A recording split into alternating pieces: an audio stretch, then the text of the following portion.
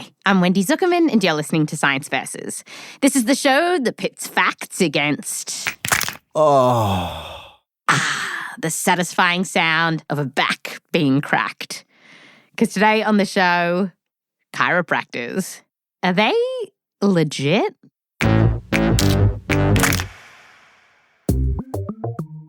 Millions of people have back and neck pain, and it can be pretty hard to treat. There are drugs that can help, but they can also have some pretty nasty side effects. And so people are desperately looking for other solutions, like going to the chiro. Around 1 in 10 adult Americans went to the chiro in 2022, mostly for pain. That's according to the National Institutes of Health. And of course, it's not just Americans going to the chiropractor. Several years ago, producer Kaitlyn Sawrey called up her parents, who are big fans of going to the chiro. Kaity, how is New York going? It's good. So you're still riding your bike to work? Yeah, I do. Don't worry, I'm safe. Your mother is worried. Katie's mum is Chris and her dad is Bill.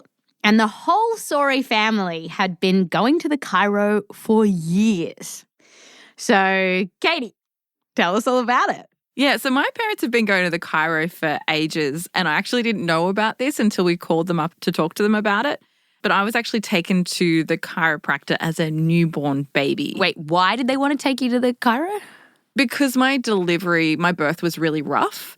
They had to really yank me out. And so the idea was that maybe my bones were misaligned, so they wanted to take me to the chiropractor to see if it could help. Yeah, because you had such a traumatic birth. You know, like you had huge marks around your face where the forceps grabbed your cheeks. So you didn't look too terrific for the first few days because of that. And Mum says visiting the chiro seemed to be good for me. I slept better. And so when my brothers were born, they were also taken off to the chiro. And my parents still go for neck and back pain. Dad has smashed himself a fair bit over the years. So I've fallen out of a tree, I've fallen off a motorbike. Yeah, Dad's been thrown off a motorbike, he's fallen off a ladder. So the chiro makes him feel better. Same with Mum. My muscles feel a lot more relaxed and my neck feels like it's not so grindy, is the best way to describe it. Wait, so do you remember going as a kid? Yeah, so the whole family, we went right up until I was 18, all 5 of us, every 6 weeks or so. Okay, so I've never been to a chiro. What do they actually do when you get in there? Yeah, so the main thing that chiros do is this thing called spinal manipulation. So they're basically checking your spine, all the little segments in your spine to see if anything's out of place, and then they're popping it back into place. And they can use a little tool or they can use their hands, but it's a quick thrust. It's not like a massage where you're kneading your back. It's like pop back into place. Anyway, it was just a thing the whole family did. And we'd skip out happy little Vegemites.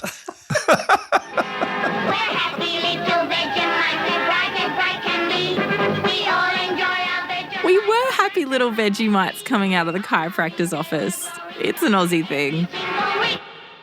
So, is this thing that we did throughout my childhood total BS? So tell us about the science. Come on. Because not everyone out there reckons that going to the chiro will make you a happy little Vegemite. People on social media have been calling them out for being dangerous, for having a strange mystic history. And they're really starting to question whether this is legitimate medicine or a scam. Why am I only just learning that chiropractors are not real doctors? Yeah. Letting a chiropractor touch your neck is a threat to your life. I don't believe in chiropractors at all. I think it's 98% horseshit. We at Science Versus first looked into the science of chiropractors several years ago. But we've cracked open this episode once more, updated the research, and today we are going to find out. 1, can chiros help your back and neck pain? 2, should you take your baby Katie to the chiro? And 3, what are the risks here? When it comes to chiropractors, there's a lot of happy little Vegemites. But then there's science. Science versus chiropractors is coming up.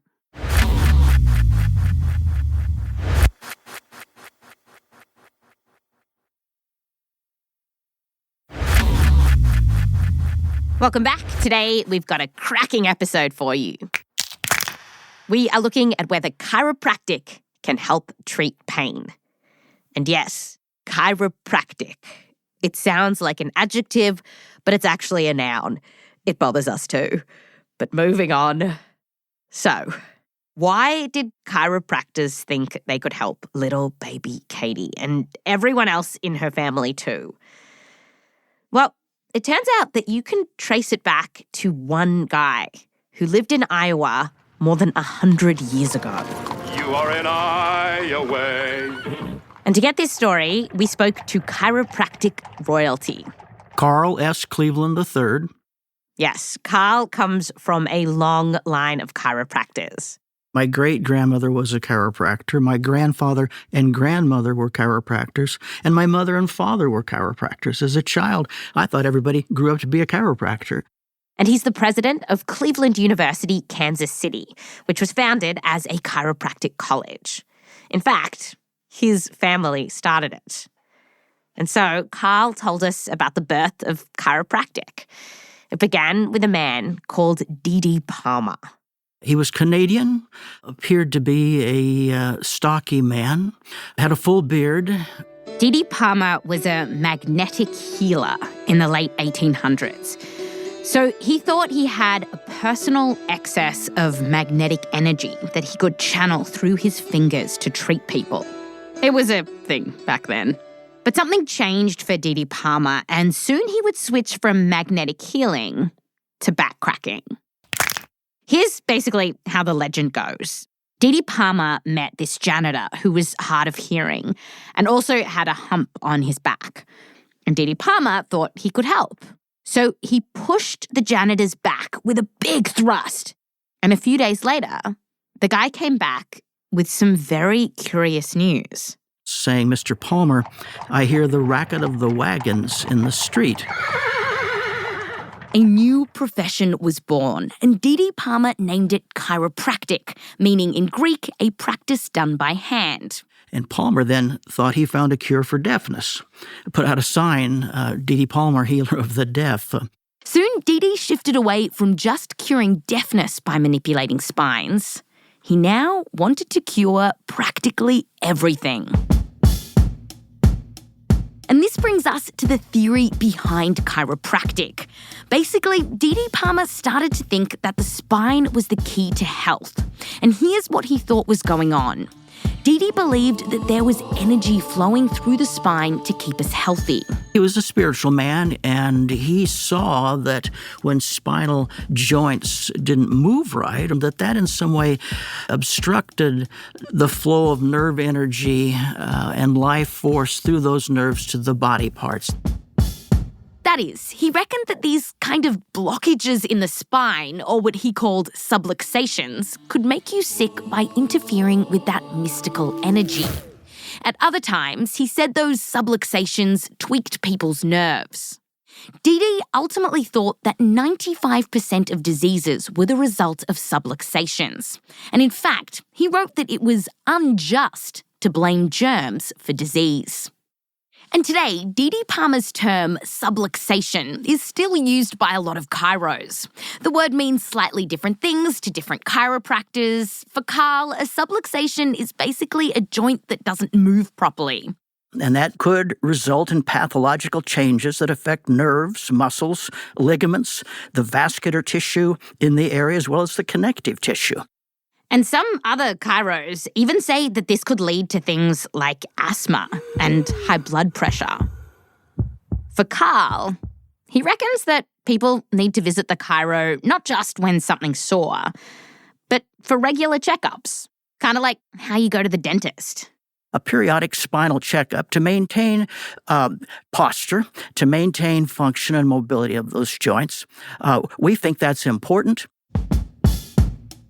Despite the mystical origins of chiropractic, it is actually starting to get some real cred. In fact, in the US, Medicare, the federal health insurance program, covers the chiropractic treatment of subluxation. And in 2017, in the search for better ways to fight back pain, the American College of Physicians included spinal manipulation on their list of suggested treatments. Which brings us to this question of how good is the evidence that chiros can help you treat your pain? And specifically, let's look at back and neck pain, which is why most people go to the chiro. To get some answers, we called up Anita Gross, a physical therapist and researcher who specialises in neck and back pain at McMaster University in Canada. Hello, how are you? Several years ago, Anita and her team combed through almost 40 trials looking into whether spinal manipulation, the thing that chiros do, can actually help with neck pain. And a lot of what she found were crappy trials. So, for example, many of them were small, often involving no more than 30 people. And by the way, in science, you don't officially call these studies crappy. Instead, you call them low quality. Low quality actually is not the worst. The worst is very low quality. Oh. So low quality, believe it or not, has a little bit of hope in it. And she did find some hope. Anita found that for people who had multiple sessions with a chiro, well, they actually did tend to have less pain in their neck. And one of the studies she looked at even compared spinal manipulation to conventional medication, like taking anti-inflammatory drugs, muscle relaxants, and even opioids. And it ultimately found that going to the chiro turned out to be more helpful than drugs. That is, after a year, the people going to the chiropractor had less pain than those who were on the meds. Now, we do need more data here to see if this holds up, but for now, it sounds pretty impressive. So the studies are showing that spinal manipulation actually does help. Is valuable, yeah. And just this year, in 2025, another review on whether spinal manipulation helps neck pain came out. And ultimately, they found the same thing. Low-quality evidence that, for some people, it helps. So those were studies in neck pain. And then when you look at back pain, the research is pretty similar. So again, we don't have great studies, but what we do have suggests that spinal manipulation can help. And when patients walk through Anita's door, she'll sometimes give spinal manipulation a go. So it's something that I use clinically in my own practice. Since you do these big reviews and you find that there's low quality evidence that it helps, how come you give it to your patients? To do nothing with your patients isn't of any value either. You're getting them better in their everyday life, their function, and being able to actually do their activities. Ultimately, Anita says that mainstream medicine just doesn't have a lot of great options for treating this kind of pain. And so spinal manipulation is sometimes useful. And she did point out that she typically doesn't just use spinal manipulation on its own. She also likes to combine it with these other exercises that can help make people stronger and move their bodies better. So, going to the chiro might help you with pain along your spine. But some chiros reckon that it should be used for way more than that. And one of the most controversial claims is that even kids should be going to the chiro. The American Chiropractic Association openly encourages this, and according to the National Institutes of Health, chiropractic is one of the most common forms of non-traditional medicine used in kids in the US. Which takes us back to little baby Kaity getting her tiny little spine aligned. Can you describe how they did it? Like what was actually happening? Kind of just massage your head, and then they would just lift you up by your ankles and just swing you, but just really gently, really, really gently, and then just lay you back down again. I'm so nervous for me in retrospect. They recommended I did that every day, which I did for about 3 months, I think. And then why did you stop at 3 months? Because you're getting a bit heavy, and I was like, this is not good. And recently, there's been quite a bit of controversy about taking kids to the chiro. A few years ago, a video of an Australian chiropractor holding a baby up from its ankles and using a tool to manipulate its spine started making the rounds on social media and in the news. A 2-week-old baby squirms as he's dangled upside down before a spring-loaded instrument is used to prod the newborn's neck. We're going to come into here. The video sparked widespread condemnation, particularly from the medical community. If I had a child in this age group right now, I would not let this happen to them. It caused such a scare that Australia temporarily banned spinal manipulation in kids while experts tried to figure out what the hell was going on here. They ultimately came to the conclusion that there just isn't any good evidence that supports taking your kids to the chiro. And while they pointed out that really scary outcomes from doing this are very rare, they still didn't think it was worth the risk. And right now in Australia, there is a ban on kids under 2 going to the chiro. And it's not just Australia that's having this conversation. An international team of researchers, including Anita Gross, recently did this big review looking at chiropractic treatments for kids on a bunch of conditions from asthma to autism to breastfeeding difficulties, excessive crying, bedwetting, and ultimately concluded that there is, quote, no good evidence to explicitly support the effectiveness of spinal manipulation or mobilization for any condition in pediatric populations, end quote. And when I asked Carl about that study, he acknowledged that when it comes to kids and chiro, the research is not there. Currently, there's insufficient research to either support or refute the use of manual therapy in children. But if there's limited evidence that chiropractic can help, why would you take your child to a chiropractor for those things?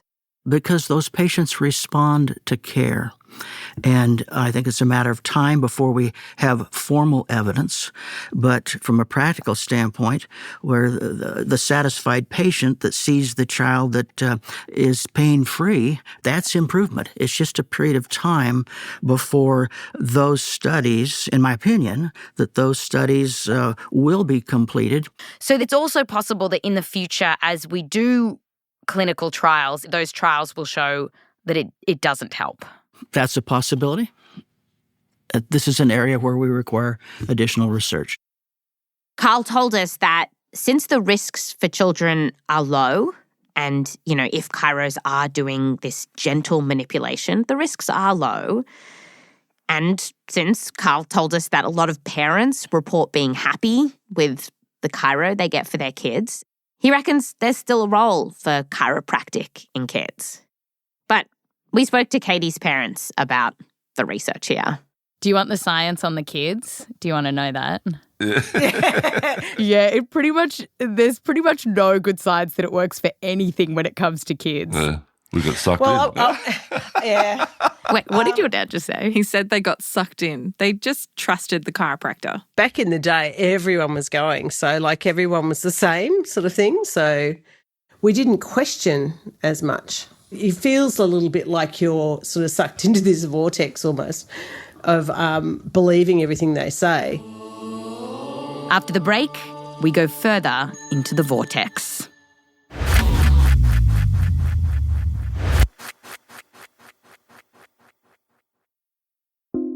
Today's AI Bites is brought to you by ServiceNow. AI is only as powerful as a platform it's built into. That's why it's no surprise that more than 85% of the Fortune 500 use the ServiceNow AI platform. While other platforms duct tape tools together, ServiceNow seamlessly unifies people, data, workflows, and AI, connecting every corner of your business. And with AI agents working together autonomously, anyone in any department can focus on the work that matters most. Learn how ServiceNow puts AI to work for people at servicenow.com. Now we go to AI Bites, our segment about the way scientists are using AI in their work. Dr. Ryan Carney from the University of South Florida is using AI to improve our surveillance of mosquitoes that carry diseases. It is actually the mosquito that is the deadliest animal on the planet. Especially because of malaria, which every year kills over 500,000 people. But Ryan says not all mosquitoes are equal. Only some species are known to transmit malaria, and one of them that's particularly good at it is called the Anopheles stevensii. Not only does Anopheles stevensii really thrive in urban places, but it's also resistant to insecticides and temperature extremes. Anopheles stevensii is the perfect malaria supervillain. And this mosquito has been spreading. It's native to South Asia and the Arabian Peninsula, but it's been popping up in parts of Africa. So scientists like Ryan have been trying to keep track of it. And one way they do this is through citizen science apps. These are apps where people post photos of animals or bugs or other stuff they see in nature. But it can be hard to identify mosquitoes from just a photo and the naked eye. Like, Ryan's colleague came across an old photo of a mosquito larva taken in Madagascar. They suspected it was Anopheles stevensii, but there had been no recorded sightings of it there before. Plus, multiple entomologists couldn't identify the photo to species. And since the specimen was long gone, it was AI to the rescue. AI was really our only hope of cracking the case. So Ryan and his team started training an AI by feeding it thousands of confirmed photos of the Anopheles stevensii, where we'll flip and rotate and modify the images as well to give some variability to the data set. And then the algorithm essentially figures out what the features or patterns are that are tied to each species. So basically says, okay, this image is classified as Anopheles stevensii. These are the pixels that were most important in making that prediction. And the AI did end up identifying pixels unique to this species. Like, one area that really stood out were these tiny dots in the male larvae, which turned out to be pigmented testes. And well, with the final models, Ryan's team identified the mystery larva as very likely to be Anopheles stevensii, which they say would be the first detection of the species in Madagascar. Now we have our artificial intelligence algorithms running on a daily basis for all of the citizen science platforms, looking for any potential stevensii that may come up. They hope that finding more of these mosquitoes will help activate malaria prevention efforts and ultimately save lives. That is the goal. That is exactly what we're trying to do. Once again, today's AI Bites was brought to you by ServiceNow. Learn how ServiceNow puts AI to work for people at servicenow.com.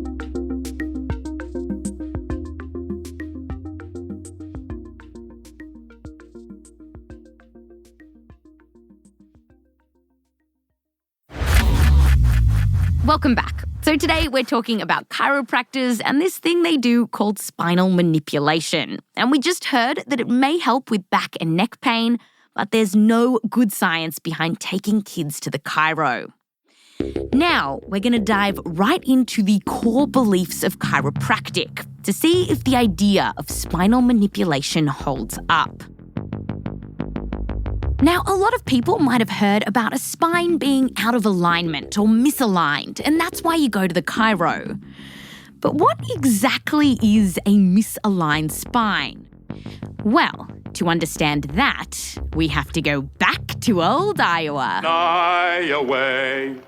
D.D. Palmer, the guy who came up with chiropractic, thought that a lot of our health issues could be traced back to a misaligned spine. And the thing that was making your spine misaligned was what he called subluxations. Now, at one point, he thought these subluxations could block a mystical force that flowed through the spine, causing disease. Now, that's clearly not science. But D.D. also had this theory that's shifted a little but has basically stuck around today. And that is that subluxations are bones out of place, or some say stiff joints, that then squish against our nerves in some way, making us sick. And this could lead to things like asthma or high blood pressure. And now, not every chiro thinks this way anymore, but a lot of them still do. A study of several hundred Canadian chiros found that almost 1 in 5 thought fixing a subluxation was the key to health. The science behind it is not likely to come because the science behind it is simply not there. The belief system is entirely contrary to our knowledge of physics and chemistry and biology. That's Marcello Costa. He was a professor of neurophysiology at Flinders University in Australia. And Marcello says that there's no good evidence that problems with your spine are to blame for many of the diseases that some chiros claim to fix. So let's take asthma, for example. We don't know exactly what causes asthma. It's been linked to genetics and immune reactions. But here's the important thing. We don't have any good evidence that manipulating the spine could have any effect on asthma. There's no basis whatsoever that it can cure asthma.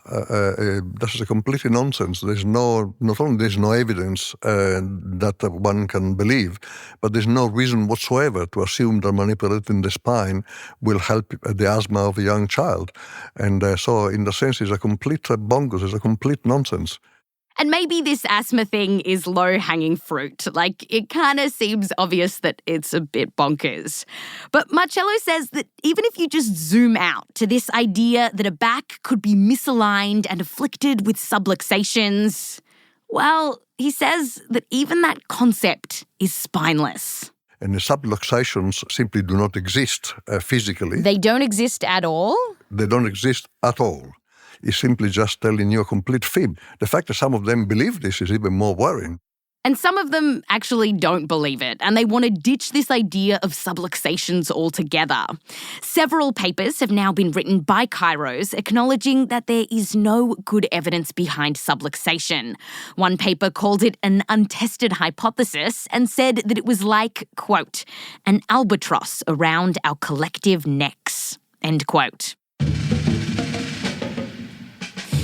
Now, Marcello says that there are clear-cut medical conditions that affect your spine, like a slip disc. That's where the jelly-like stuff in between the bones of your spine push against the nerves, and this can hurt. But that's often not what chiros are talking about when they talk about misalignments or subluxations. And Marcello says that if you do have these conditions, you do really need a proper doctor and not a pseudo-doctor. And if Marcello sounds particularly narky, it's because he hates that chiros have this veneer of legitimacy around them. Like, they call themselves doctors even though they don't have a medical degree. And so here's a kind of fun fact about chiropractors. A survey of more than 1,000 chiros found that 1 in 4 of them agreed with this statement. Quote, there is a lack of evidence from clinical trials to support most of the treatments I use in my practice. Yeah, 1 in 4 thought that. But still, there is evidence that going to a chiro might help you with back and neck pain. But if chiros aren't fixing subluxations, then what are they doing to help with your pain? Well, scientists aren't quite sure how spinal manipulation works. Research into this very question says that it could be that sharp thrust triggers a chain of events that might block pain receptors, or it could reduce muscle tension or stiffness. And then there's another explanation, that it's not to do with pain receptors or stiffness, but actually, it's just about someone taking care of you, and from that, you're expecting to feel better. It's that thing we call the placebo effect. We put this to Bill and Chris, Kaity's parents. Would it matter to you if it was placebo and it wasn't sort of aligning your back and, whatever they say it might be? No, we'd still go. Why? Why? Because it helps. The pain, it's all about whether it feels good for you. Fair point, right? If it's making people feel better, what is the problem here? Well, there are some risks, and we talked about them with Anita Gross, the physical therapist from the start of the show. Because while she was doing her big assessment on the evidence around chiropractic care and neck pain, she also looked at the risks here. Because getting a spinal manipulation, particularly the kind that twists and cracks your neck, it does seem scary. And what Anita found is that sometimes people said that their neck pain actually got worse after a spinal manipulation. Other people would get headaches, nausea, or even dizziness. Here's Anita. The manipulation happens so quickly, then, you got that dizziness. Now, we don't know how often this happens because many studies actually don't record the side effects. Either way, those things that Anita talked about, they tend to go away on their own. But very rarely there are more serious problems that can happen. Bones can fracture, a twist or a push to the neck can actually dislodge a blood clot or even cause a small tear in the artery. And there are cases where people have actually died. May was seeking treatment for what she said was just a pinched nerve, and less than a week later, she was dead. Several years ago, Katie May, a 34-year-old model, died soon after going to the chiro, and her family blamed the treatment. This year, a report came out into another death after a 29-year-old woman died after a chiropractor adjusted her neck. Now, we didn't talk about those cases specifically with Anita, but she did tell us that this kind of thing, it's rare, really rare, but it can happen. Yeah, a young person between the age of 20 and 40-something gets their neck manipulated, and then they die. Like, we've had a few cases like that. Oh my gosh. What are they dying of? From aneurysms or the vascular system just being torn in the neck, and then they get bleeds into the head. So what are the chances that this will happen to you if you go to the chiro?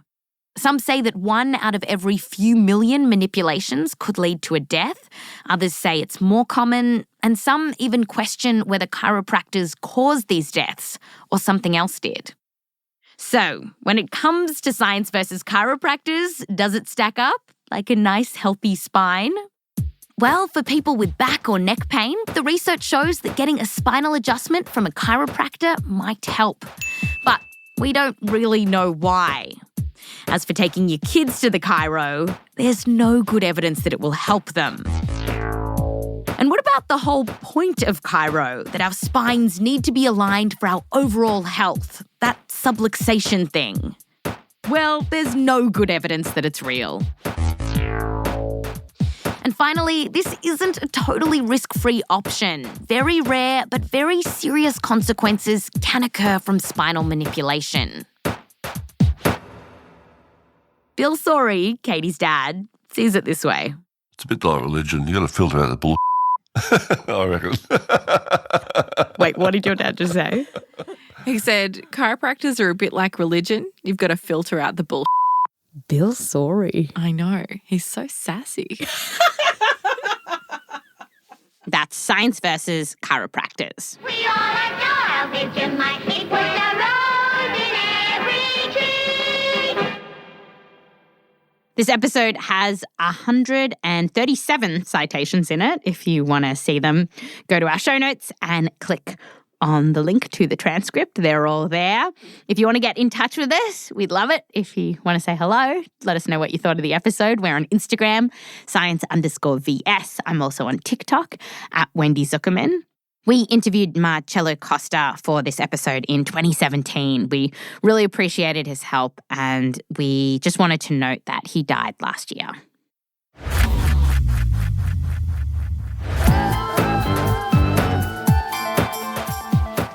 This episode was produced by Rose Rimler with help from me, Wendy Zuckerman, Kaitlyn Sawrey, Akedi Foster-Keys, Shruti Ravindran and Heather Rogers. We're edited by Blythe Terrell. Fact-checking by Michelle Harris.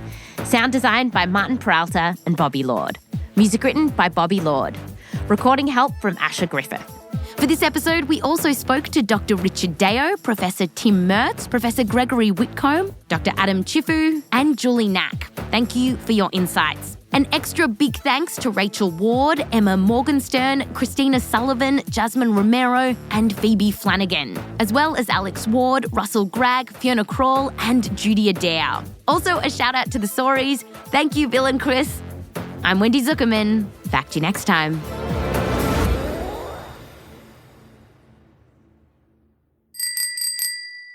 It's a new bike. It's a good one. Hey? It's got 2 brakes on it. Okay. That has nothing to do with cars colliding with you, though, Kaitlyn. It doesn't matter the bike you have. It means I can stop more quickly. What about your helmet? Yep, new helmet. Okay, we've got to go. We'll let you go, okay? All right. Okay. Love you. Nice talk with you all. Night.